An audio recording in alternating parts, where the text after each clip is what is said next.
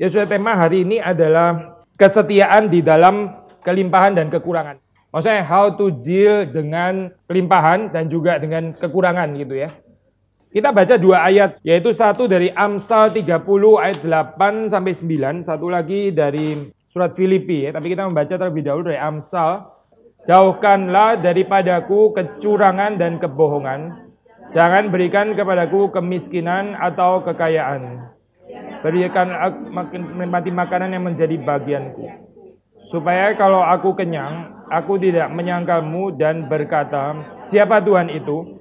Atau kalau aku miskin, aku mencuri dan mencemarkan nama Allahku. Ya, saya pikir ayat ini cukup jelas ya. Kalau saudara membandingkan kitab Amsal juga dengan kitab-kitab bijaksana yang lain, maksudnya wisdom teaching, wisdom books, wisdom literatur itu seperti Ecclesiastes atau Pengkhotbah ya, atau kitab bijaksana itu seperti Mazmur, seperti Amsal, seperti Pengkhotbah ya. Saudara akan mendapati bahwa kitab ini ya, maksudnya teologi bijaksana itu wisdom teaching itu mengajarkan jalan tengah ya, mengajarkan jalan tengah. Via moderativa, jalan tengah. Maksudnya jangan keterlaluan ke kanan juga jangan keterlaluan ke kiri gitu. Even ada ayat-ayat yang untuk kita bahkan sulit ya. Kalau sudah baca di Pengkhotbah bahkan dikatakan jangan terlalu saleh gitu kan. Itu maksudnya apa ya jangan terlalu saleh? Orang apa bisa terlalu saleh?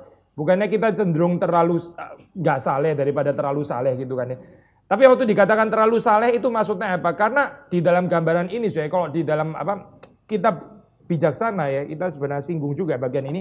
Ada poin teologi yang kita juga sudah pernah ulang-ulang saya. Orang menabur apa ya, dia menuai apa.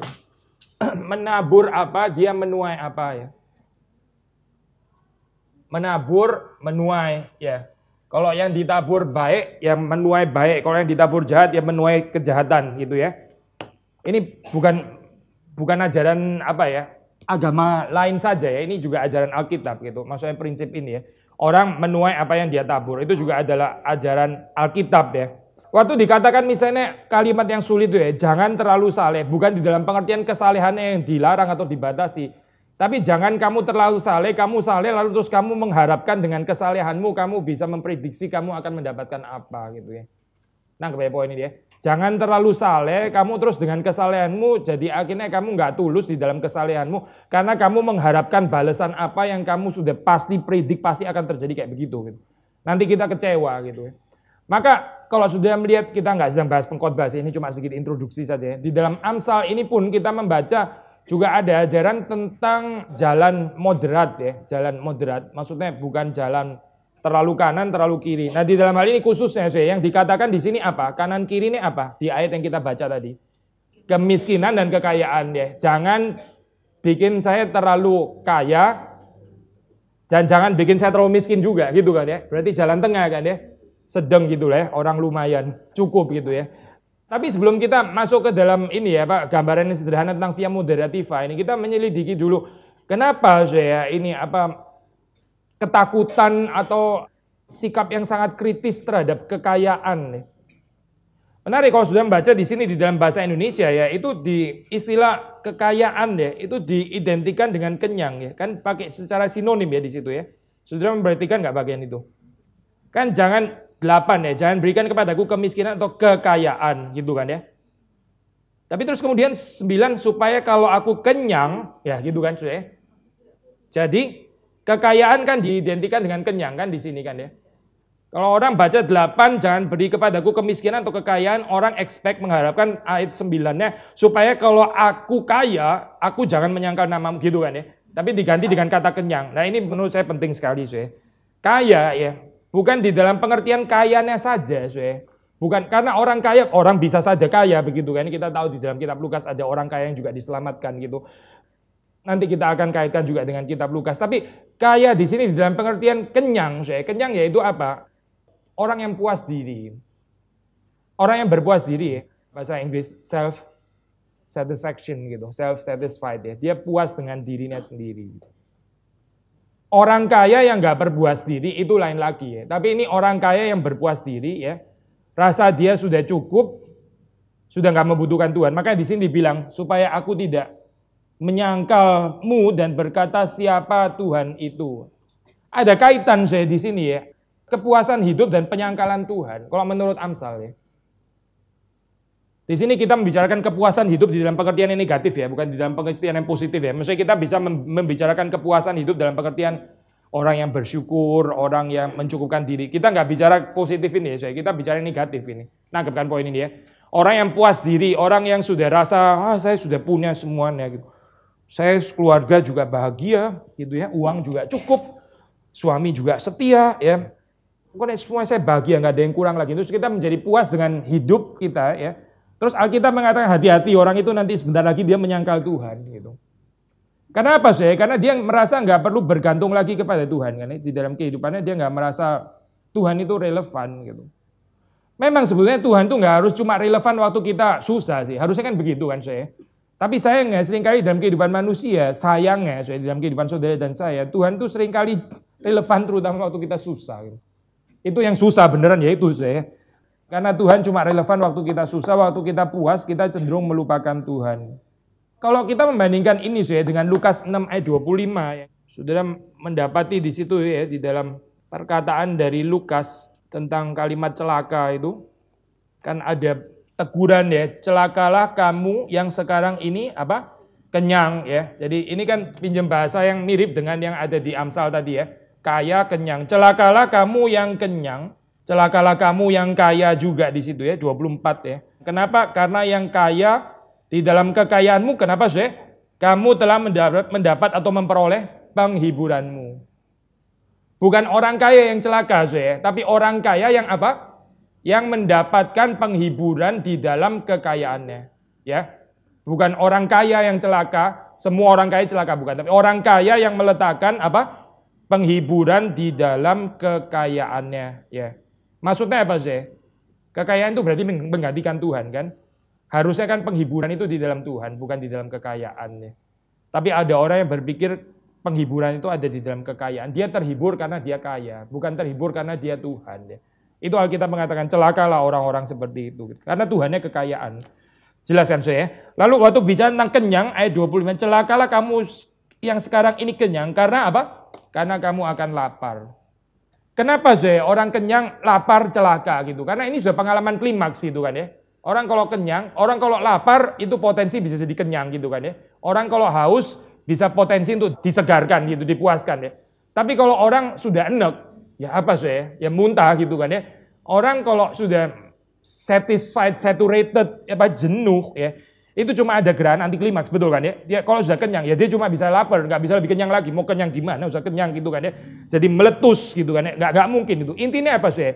Ini loh keadaan puas diri ya. Kalau sudah di atas puas, itu nggak bisa lebih puas lagi. Yang ada adalah kecewa setelah itu. Gitu. Makanya hati-hati dengan keadaan puas diri.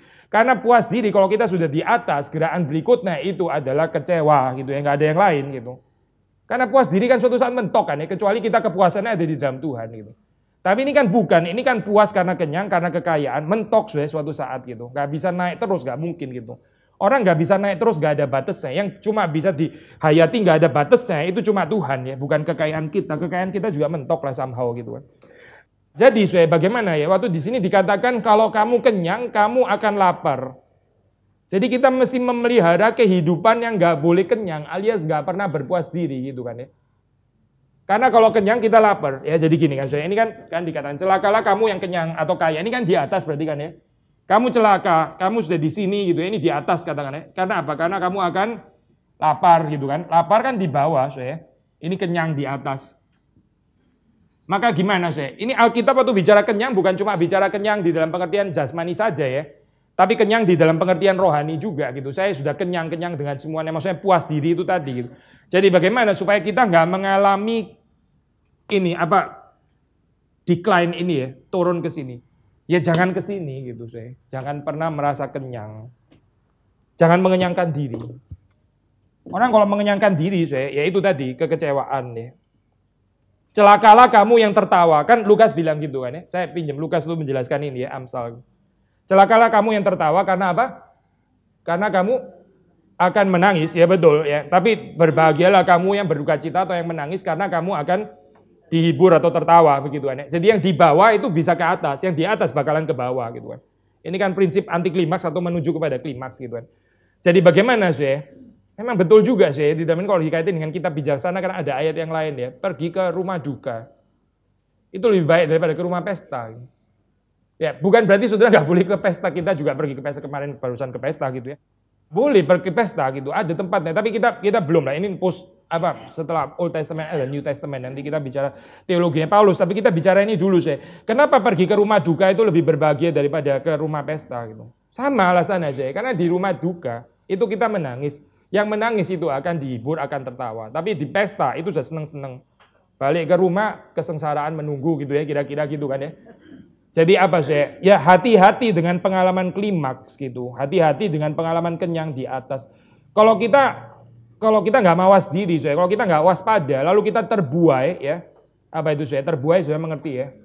Terbuai dengan keadaan yang di atas, itu akibatnya adalah kita sendiri akan menuai kekecewaan setelah itu.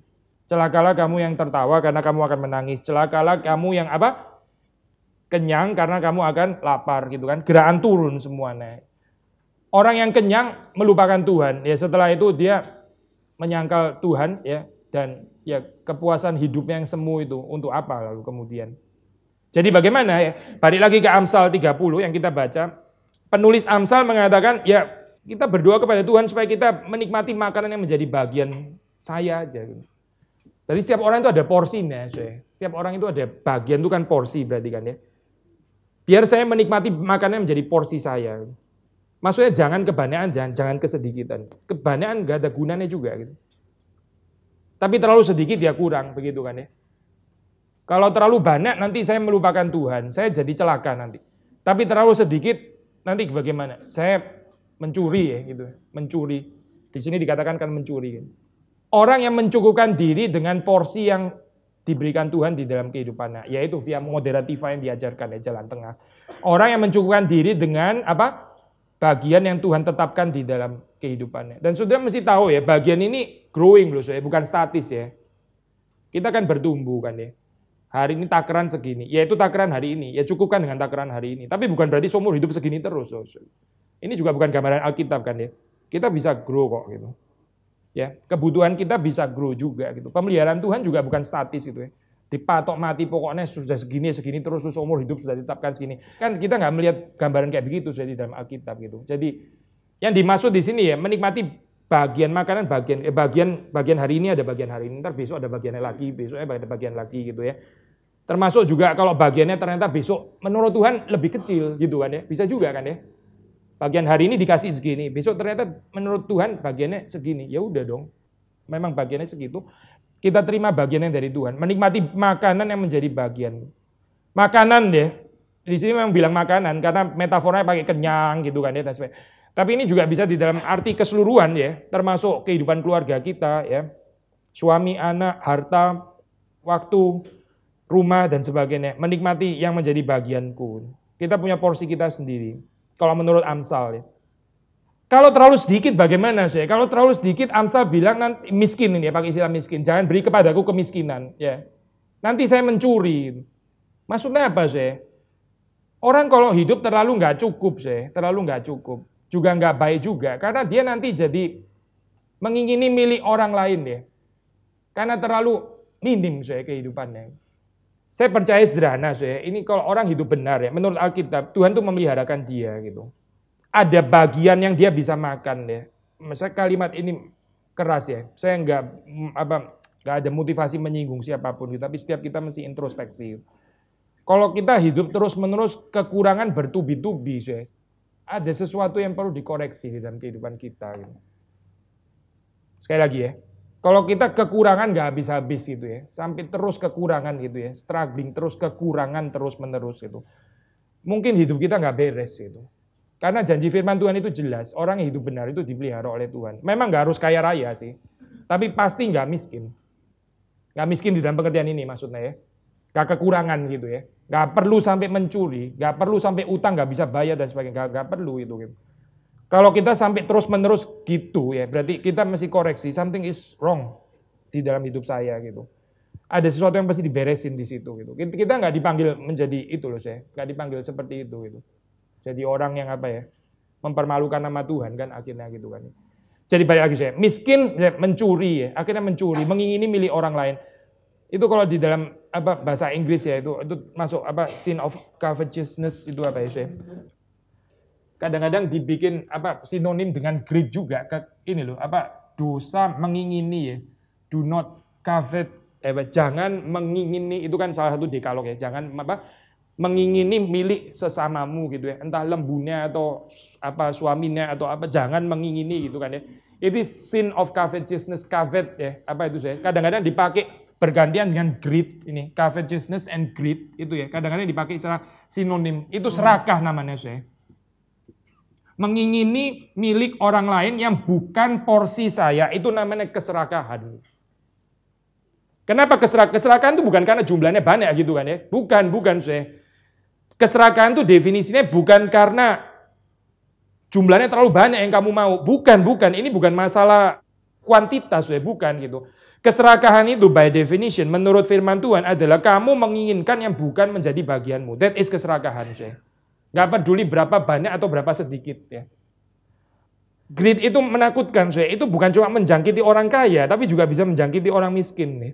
Soalnya jangan pikir orang miskin tuh miskin terus habis itu dia lebih rendah hati, dan ada orang miskin luar biasa greedy, lebih greedy daripada orang kaya gitu.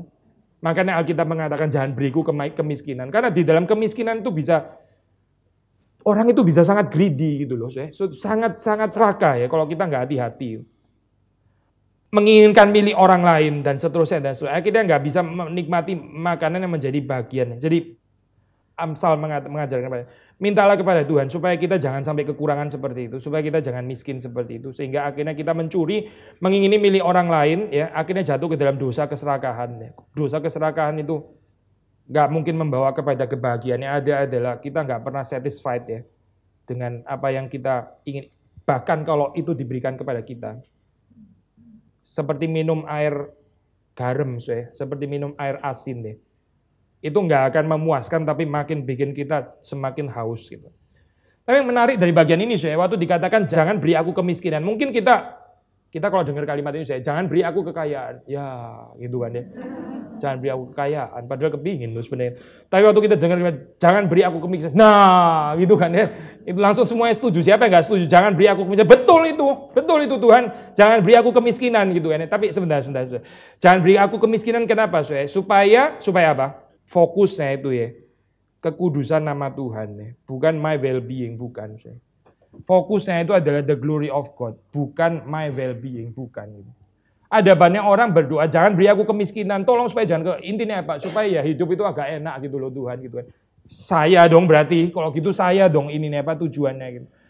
Ini tujuannya Tuhan, tujuannya itu kemuliaan Tuhan gitu. Itu goalnya itu ada di sana, kemuliaan Tuhan. Waktu kita berdoa kita mesti jujur ya, kita nggak mau kekayaan, kita nggak mau kemiskinan, itu demi kemuliaan Tuhan atau demi sesuatu yang lain gitu. Supaya aku jangan mencemarkan nama Allahku, ya. Bukan karena keserakahan ya dia berdoa kayak begitu ya. Jangan beri aku kemiskinan, bukan karena covetousness, greed itu tadi bukan, tapi karena kemuliaan nama Tuhan, ya. Saya mengulangi sekali lagi yang kita sudah sering banget ngomong, yaitu ini ya. Agustinus kan membedakan orang yang fasik dan orang yang benar ya. Itu ada tujuan, ada sarana ya. Orang benar itu tujuan. Saya bikin gini aja ya, kayak tabel gitu. Ini orang fasik. Tujuan, sarana gitu ya. Ini ada tujuan, ada sarana. Orang benar tujuannya itu menikmati Allah ya, menikmati Tuhan. Atau tadi ya, kemuliaan Tuhan gitu ya. Sarananya itu apa? Ya, sarananya itu adalah menggunakan ya, ini menggunakan earthly things, apa itu ya, barang-barang di dunia ini termasuk kondisi kita ya. Termasuk either kita kaya atau miskin, itu termasuk di sini ya. Menikmati menggunakan ya, menikmati menggunakan barang-barang ini dunia ya. Sebaliknya orang fasik itu terbalik ya. Dia menggunakan Tuhan, memakai, memperalat gitu, menggunakan apa? Tuhan, bukan menikmati Tuhan, ini menggunakan Tuhan. Goalnya adalah apa, menikmati, ya betul, menikmati barang-barang dunia gitu, atau menikmati kondisi hidup ya. Jelas sekali kan ini, Jadi begini, kaya dan miskin itu sarana, kaya dan miskin itu sarana. Sarana untuk apa? Tujuan kita mempermuliakan Tuhan, mengenal Tuhan lebih baik, menikmati Tuhan lebih baik. Ya. Ada saat di mana Tuhan mau kita mengenal Tuhan lebih baik melalui penderitaan, dan so be it, terjadilah penderitaan gitu ya. Ada saat di mana menurut Tuhan kita lebih baik mengenal Tuhan di dalam kelimpahan. So be it gitu. Biar terjadi kelimpahan. Saya mengenal Tuhan lebih baik. Goalnya itu mengenal Tuhan. Goalnya itu menikmati Tuhan. Ini orang benar ya. Goalnya itu kemuliaan Tuhan. Bukan keadaan kita. Kalau keadaan kita jadi goal ya. Itu saya mau sehat, saya mau enak dan sebagainya. Tuhan jadi alat. Itu orang fasik namanya. Tahu saya orang fasik, orang jahat, wicked itu. Orang wicked. Dia memperalat Tuhan. Hidupnya itu kelihatan seperti orang beragama, padahal bagi dia Tuhan itu cuma budak gitu yang dia peralat.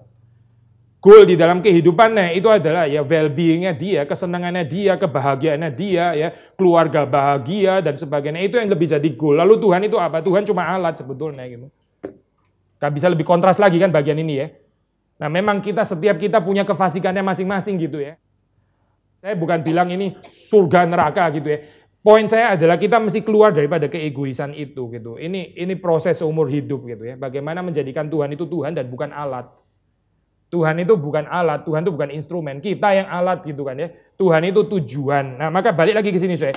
Kalau sudah melihat ini ya, ketakutan penulis Amsal ini sangat teosentris gitu. Jangan beriku kemiskinan. Bukan karena dia mau dapat kekayaan sebagai tujuan hidupnya, bukan gitu. Tapi supaya kemuliaanmu jangan dirusak ya. Kita percaya dia jujur ngomong kayak gini ya. Karena kalau nggak jujur Tuhan juga tahu ini orang nggak jujur. Ngomongnya karena kemuliaanku, kenyataannya padahal sebenarnya dia kepingin kekayaan. Tuhan nggak mungkin nggak tahu kan saya. Ini juga bukan doa yang lip service asal saudara pokoknya ngomong kayak gini gitu ya. Tapi yang betul-betul keluar dari dalam hati. Betul nggak di dalam hati kita benar-benar peduli kemuliaan Tuhan atau kita peduli yang lain gitu misalnya. Kebahagiaan hidup keluarga saudara gitu. Itu demi siapa gitu? Supaya Tuhan dipermuliakan atau supaya saya senang gitu. Itu dua hal yang berbeda loh ya. Ini keluarga kok kayak begini gitu kan ya. Sekarang ada curhat-curhat, kenapa negara kok kayak begini gitu. Nih kenapa keluarga kok begini gitu kan ya. Saudara, kenapa keluarga kok begini? Ya terus kenapa memang kayak gitu? Kenapa? Kenapa keluarga kayak begini terus kenapa? Ya saya nggak bahagia, saya berarti gitu kan ya, nggak ada urusannya sama kemuliaan Tuhan, berarti urusannya sama saya gitu. Keluarga kok begini, saya kan nggak bahagia, saya ini air mata terus gitu ya, saya intinya berarti gitu. Bukan kemuliaan Tuhan ya, kita nggak care dengan keluarga yang kayak begini ya. Ya saya kan mempermalukan Tuhan, malu kayak begini, malu kenapa? Tuhan kan jadi dipermalukan, itu lain sama sekali itu saya. Keluarga kayak begini Tuhan nggak dipermuliakan, itu lain sama sekali dengan orang yang kejar kebahagiaannya sendiri. Ya. Mencemarkan nama Allahku ya, supaya aku jangan mencemarkan nama Allahku. Nah sekarang kita pergi ke ini ya, Filipi 4 ya. Filipi 4 ayat 11-13. Ayat ini ya, to certain extent kita bisa bilang melampaui ya, pengertian Old Testament. Karena di sini Paulus mengatakan di dalam perspektif iman ya. Nah kita baca dari 10 aja ya, tanggung juga ya dari 10 ya. Jadi kita tahu konteksnya gitu. Ntar kita mau ambil poinnya apa ya. Aku sangat bersuka cita dalam Tuhan bahwa akhirnya pikiranmu dan perasaanmu bertumbuh kembali untuk aku. Memang selalu ada perhatianmu tetapi tidak ada kesempatan bagimu. Ya ini maksudnya konteks orang Filipi mau berbagian di dalam mendukung pekerjaan Tuhan di dalam kehidupannya Paulus gitu ya. Memberikan persembahan gitu. Dalam hal ini. Terus 11. Kukatakan ini bukanlah karena kekurangan. Sebab aku telah belajar mencukupkan diri dalam segala keadaan. Jadi gini poinnya adalah saya jelaskan sedikit deh. Paulus bilang, oke, kalau kamu mau kasih persembahan, oke. Tapi lu jangan salah ngerti loh ya. Saya ngomong gini ini bukan karena saya kekurangan, terus minta-minta ngemis sama lu. Bukan, lu jangan salah mengerti, bukan ya. Tapi itu baik juga, kamu bisa belajar itu. Konteksnya gitu ya maksudnya ya. Jadi, bukan karena kekurangan. Karena kalau tentang saya sudah belajar mencukupkan diri di dalam segala keadaan. Itu katanya Paulus ya. Nah, terus ayat yang kita mau ini, yaitu ini ya. Ayat 12. Aku tahu apa itu kekurangan dan aku tahu apa itu kelimpahan. Dalam segala hal dan dalam segala perkara, tidak ada sesuatu yang merupakan rahasia bagiku. Baik dalam hal kenyang maupun dalam hal kelaparan. Baik dalam hal kelimpahan maupun dalam hal kekurangan. Nah ini sudah perhatian ya. Melampaui Amsal kan ya. Amsal bilang jangan kasih aku kelaparan, jangan kasih aku kekenyangan gitu kan ya. Jangan kasih aku kemiskinan, jangan aku kasih kekayaan gitu kan. Tapi Paulus bilang, gak ada yang jadi rahasia di dalam kehidupanku. Aku tahu apa itu kelimpahan, kekayaan, kenyang. Aku tahu apa itu kelaparan, kemiskinan, kekurangan. Ya. Tidak ada yang menjadi rahasia di dalam kehidupanku gitu kan ya. Tapi terus kemudian kenapa dia bisa seperti itu? Ayat 13 mengatakan, segala perkara dapat kutanggung di dalam Dia yang memberi kekuatan kepadaku. Segala perkaranya itu apa maksudnya? Ya betul ya. Segala perkara itu berarti kelimpahan maupun kekurangan ya.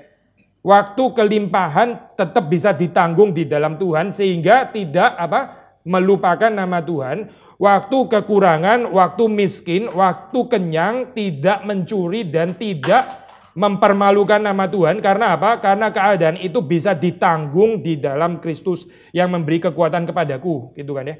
Ini kan ayat terkenal, segala perkara dapat kutanggung di dalam Dia yang memberi kekuatan kepadaku. Biasanya orang sih menerapkan ini pada saat kekurangan, gitu kan ya.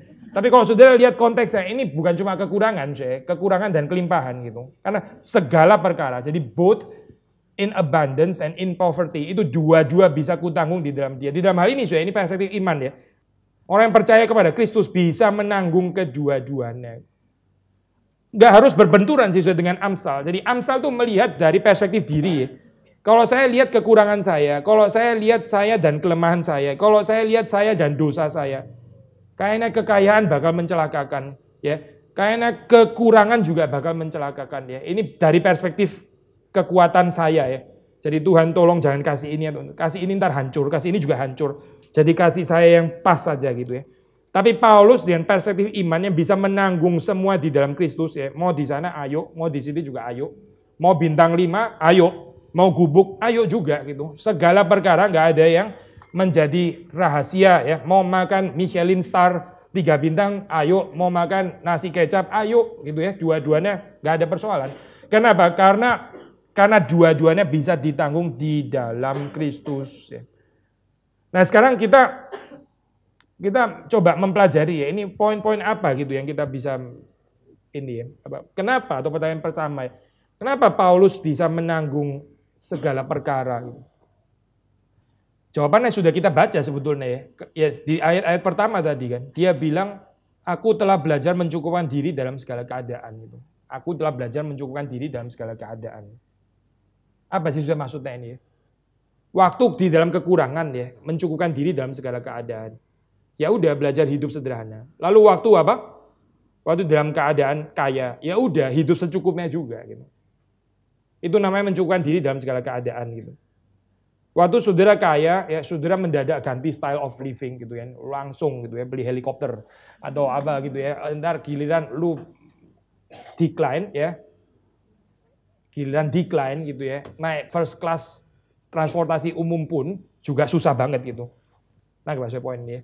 Saudara biasa punya jet pribadi gitu ya, naik bisnis class pun itu sudah neraka gitu.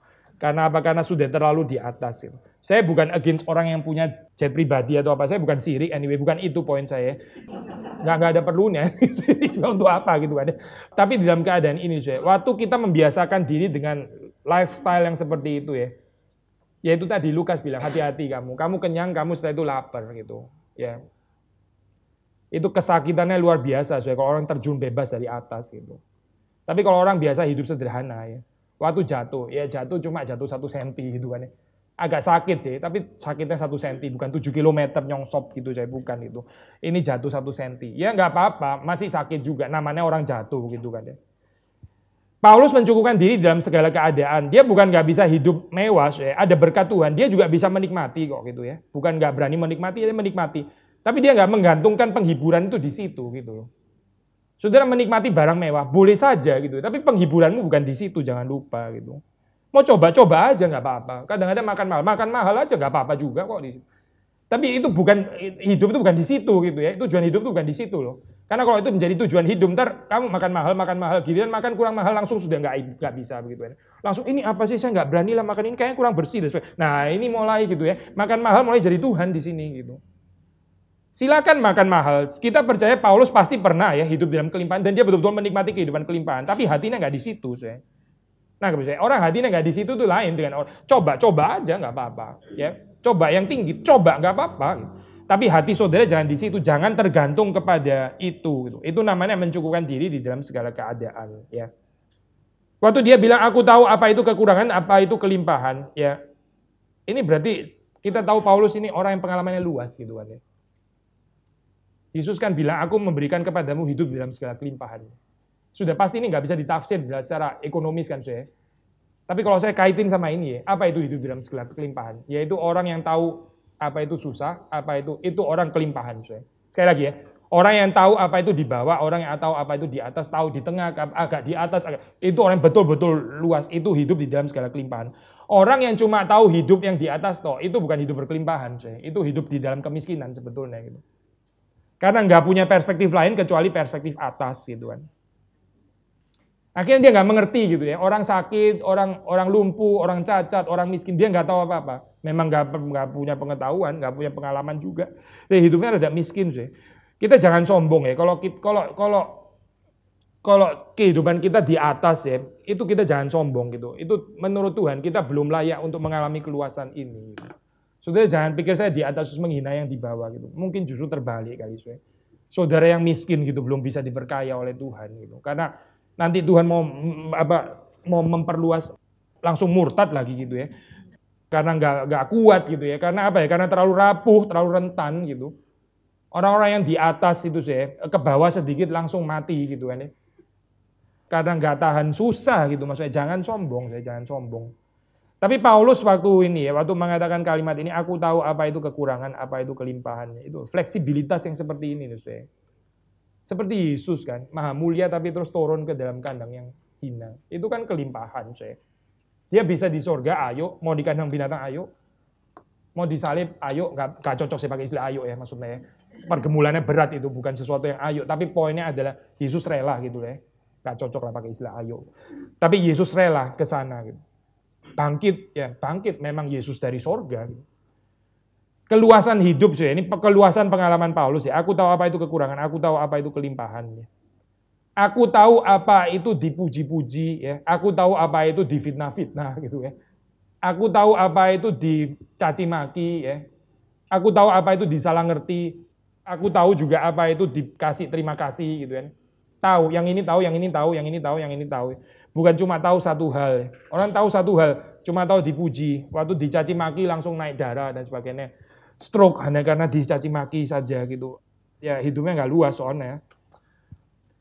Segala perkara tadi kita sudah sebut ya, segala perkara berarti kekurangan, kelaparan dan kelimpahan atau kekenyangan ya. Kekurangan, kelaparan dan kelimpahan kekenyangan itu segala perkara.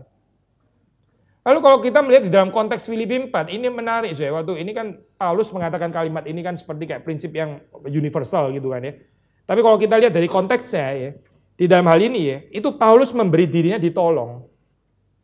Jadi dia mengatakan kalimat ini ya, Paulus memberi dirinya ditolong. Ini bagian penting loh ya. Ntar kita masuk lagi ke spiritual exercises ya. Ada bagian ini kita bahas lagi. Filipi 4 ya, ini kan ada jemaat Filipi yang mau memberikan persembahan kepada dia. Paulus dengan rendah hati memberi dirinya ditolong ya, menerima persembahan itu. Tapi harus jelas ya, bukan karena dia kekurangan loh, bukan gitu. Jadi yang menolong jangan GR gitu. Yang menolong jangan sombong, bukan karena Paulus kekurangan ya, bukan gitu. Dan juga apalagi bukan karena Paulus minta-minta seperti pengemis, bukan gitu. Tapi ini memang adalah prinsip kerajaan Allah ya. Paulus juga memberi ya, menolong orang lain, melayani orang lain. Tapi dia juga memberi dirinya dilayani dan ditolong. Ya, kalau kita belajar kalimat ini ya, segala perkara dapat kutanggung di dalam Dia yang memberi kekuatan kepadaku. Ya, maksudnya aku tahu apa itu kelimpahan, aku tahu apa kekurangan. Waktu kelimpahan, ya udah mungkin itu kesempatan untuk menolong ya. Tapi waktu kekurangan, itu kesempatan juga untuk menerima dari Tuhan melalui tangan orang lain gitu. Jangan sombong.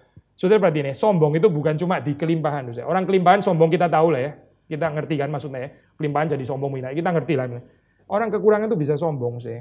Kekurangan nggak mau ditolong gitu. Sombong di dalam kekurangannya. Ya malu, tapi malu, yang malu siapa gitu? Dia yang malu kan. Berarti kan itu mukanya sendiri jadi Tuhan kan sebetulnya gitu. Kita itu dipanggil untuk tidak mempermalukan nama Tuhan, bukan tidak mempermalukan muka kita sendiri gitu. Muka kita itu bukan Tuhan. Saudara malu itu malu karena Tuhan atau malu mempermalukan Tuhan atau malu karena muka saya malu gitu. Kalau muka saya malu ya berarti saya yang malu gitu. Itu bukan Tuhan berarti gitu. itu another berhala gitu di dalam kehidupan kita. Maka ini ya, Paulus memberi dirinya ditolong. Kita tahu Paulus juga banyak menolong orang lain. Dia memberi dirinya dilayani, dia juga banyak melayani. Yang menarik waktu kita melanjutkan dalam pembacaan ini ya 4:17. Tetapi yang kuutamakan bukanlah pemberian itu. Maksudnya bukan pemberian orang Filipi itu ya. Tetapi melainkan buahnya yang makin memperbesar keuntunganmu.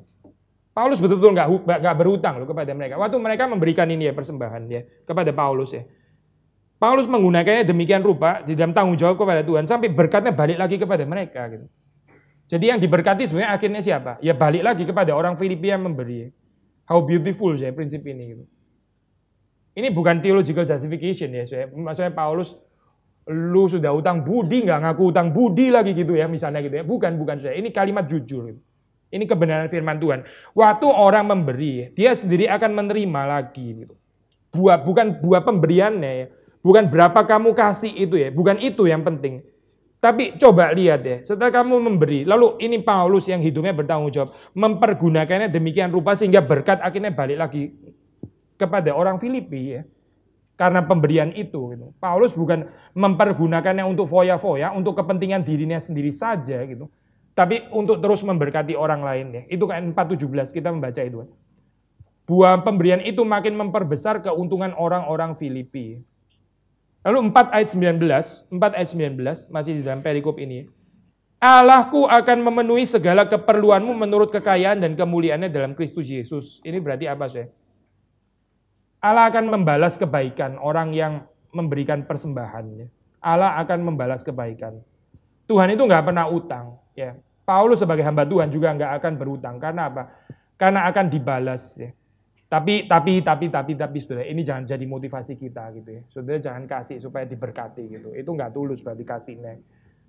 Itu kan menyuap namanya gitu kan. Menyuap Tuhan dah, nggak harus menyuap, tapi menyuap Tuhan.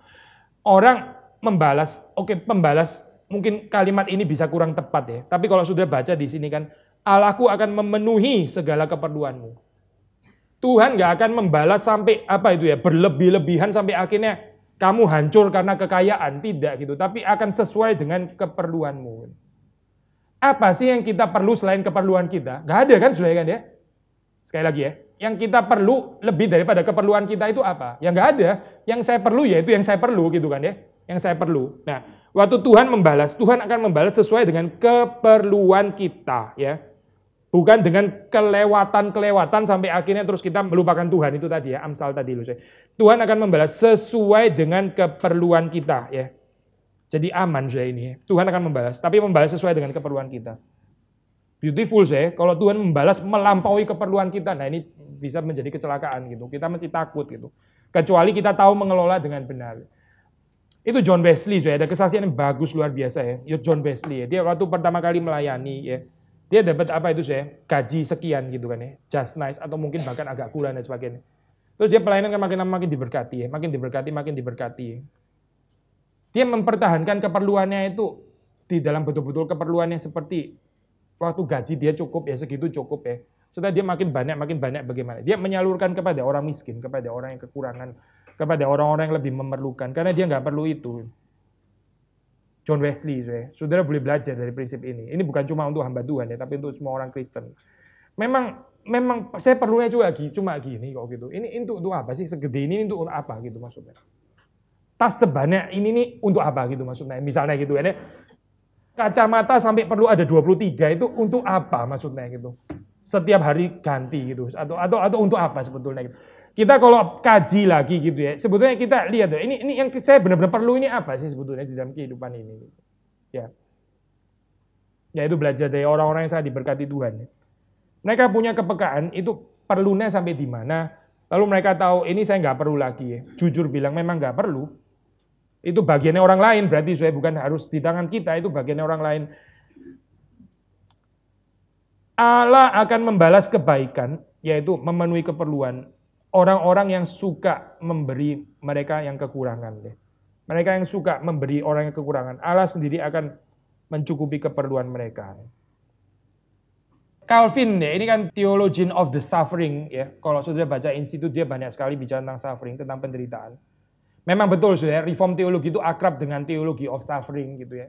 Ini sangat diwarnai dari seorang tokoh yang namanya Calvin ya, yang memang ya banyak mengalami suffering gitu. Saya mau share bagian yang dia tulis di Institute ya, dia membicarakan tentang salib. Dia bilang gini ya, ini ada hubungannya dengan dua ayat yang kita bahas tadi, bukan dua ayat, dua bagian tempat di Alkitab yang kita bahas tadi ya. Dia bilang di dalam kelimpahannya, in prosperity, kita itu cenderung untuk jatuh ke dalam self-complacency. Apa itu saya? Yaitu tadi ya, rasa puas diri ya. Contohnya itu Daud ya. Daud waktu perang dia perang gitu kan ya. Waktu nggak ada perang semua, terus dia mulai naik ke atas, ada orang mandi ya gitu ya.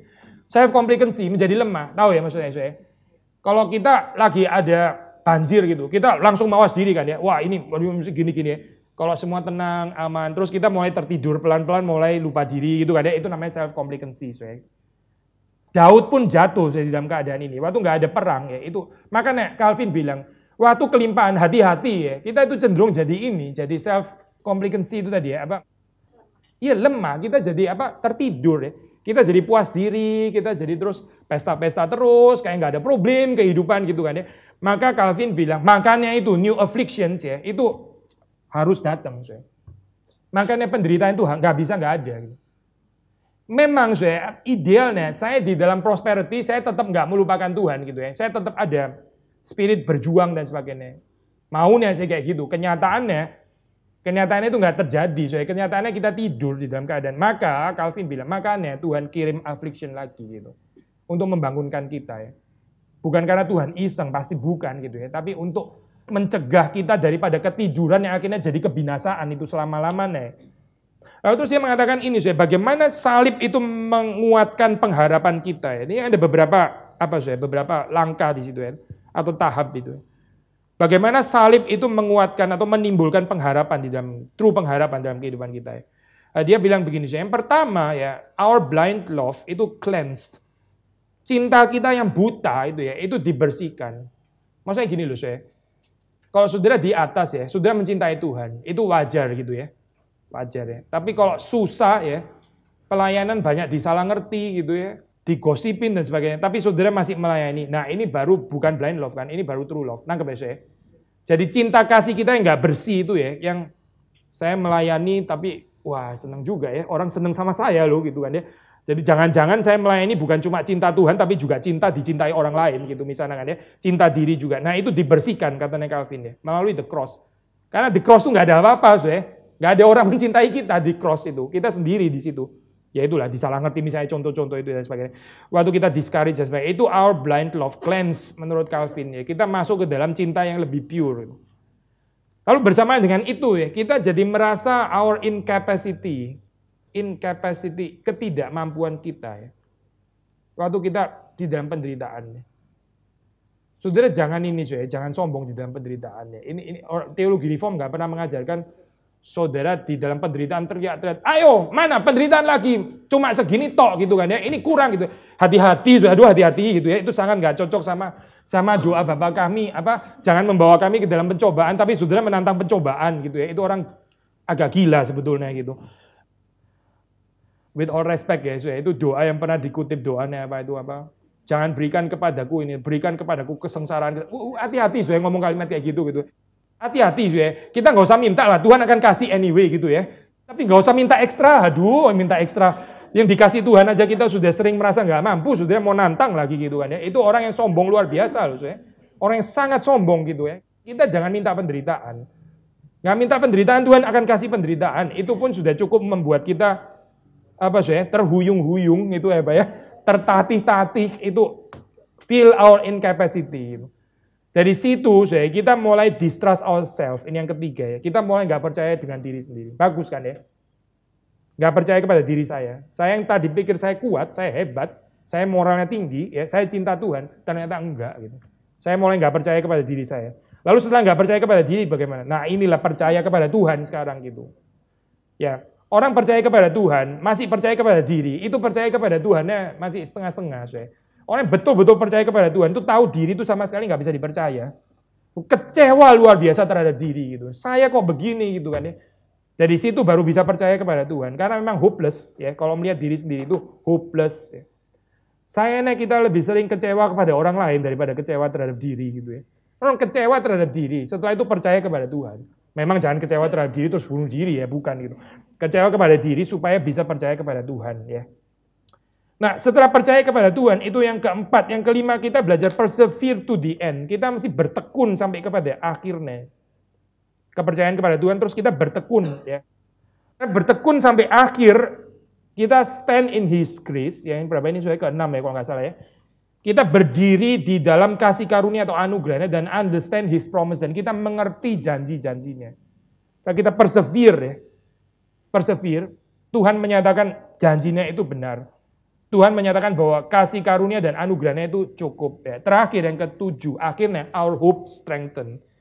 Pengharapan kita itu akhirnya dikuatkan di situ ya. Kita jadi lebih memiliki pengharapan ya. Melalui itu tadi ya, 1, 2, 3, 4, 5, 6, 7.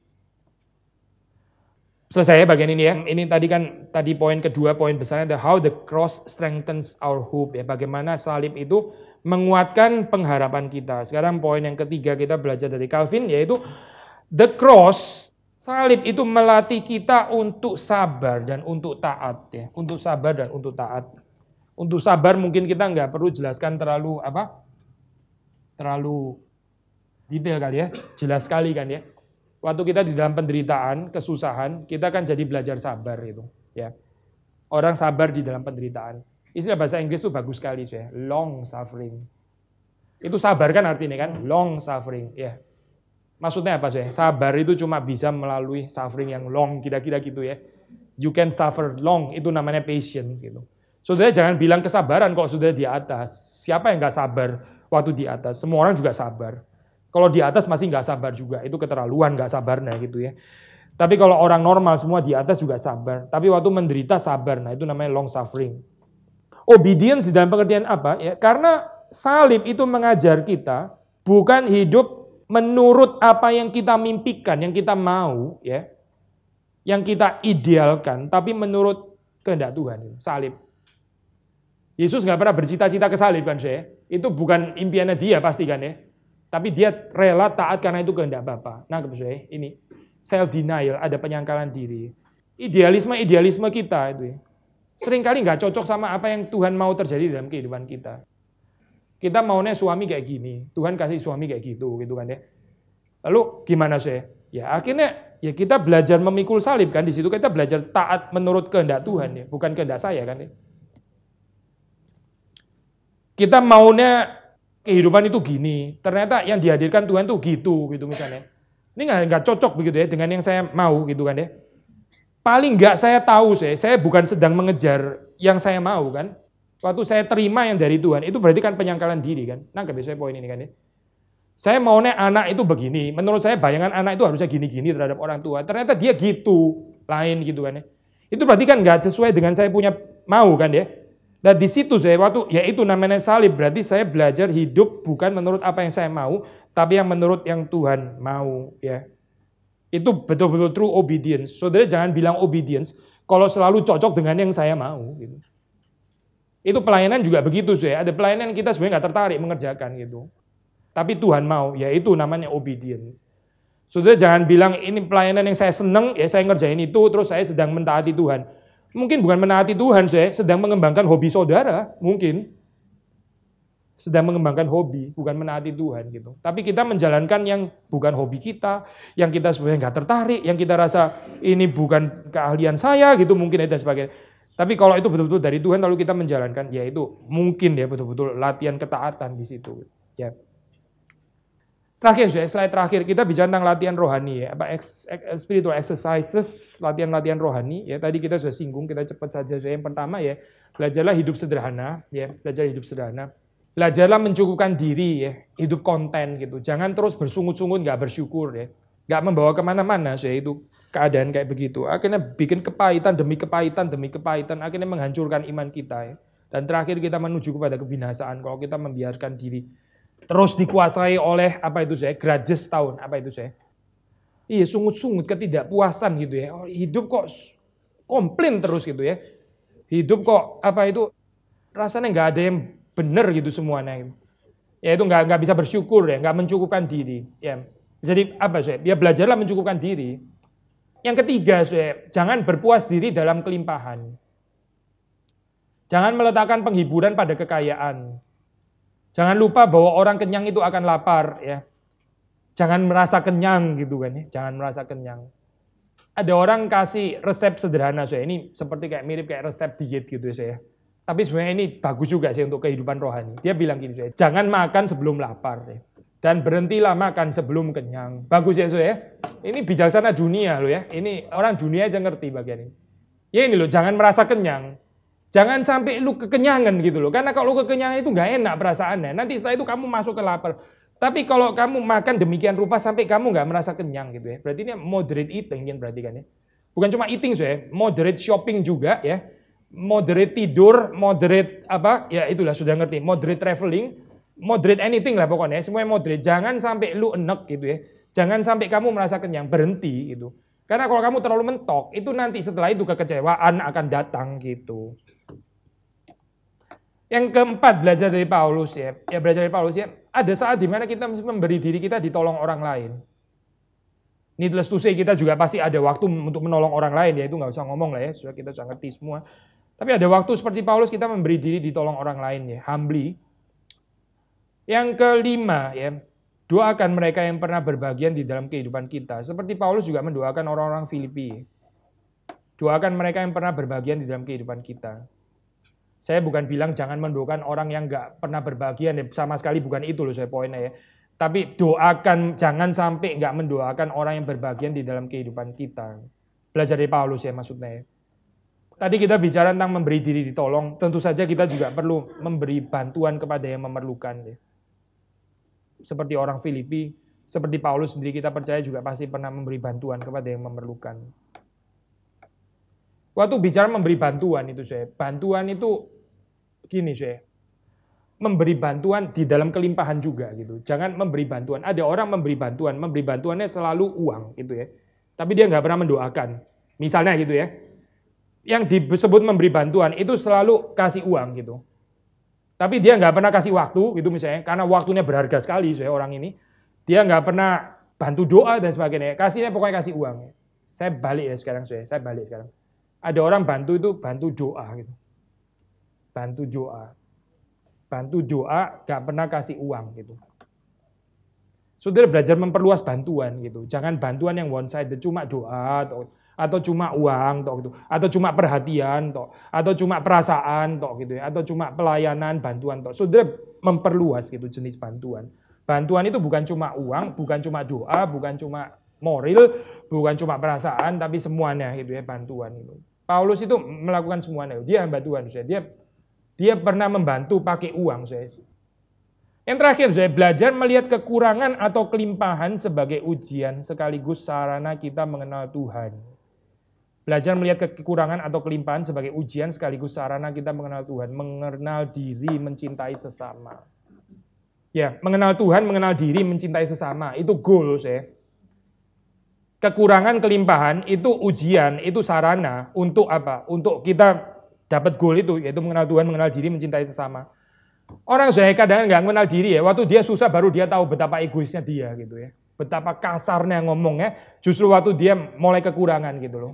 Betapa pelitnya dia waktu dia kekurangan gitu. Itu kan bagian proses pengenalan diri yang baik kan. Saya pikir saya ini sudah cukup generous. Ternyata waktu susah, waduh pelitnya gitu kan, hitung-hitungannya, aduh gitu kan. Kenapa? Ya susah menyatakan kita apa adanya gitu. Menyatakan ini bagian pengenalan diri misalnya ya. Pengenalan Tuhan juga, mencintai sesama ya. Mencintai sesama misalnya bagaimana sih? Waktu kita susah ya, kita diuji, waktu kita terbaring di rumah sakit ya.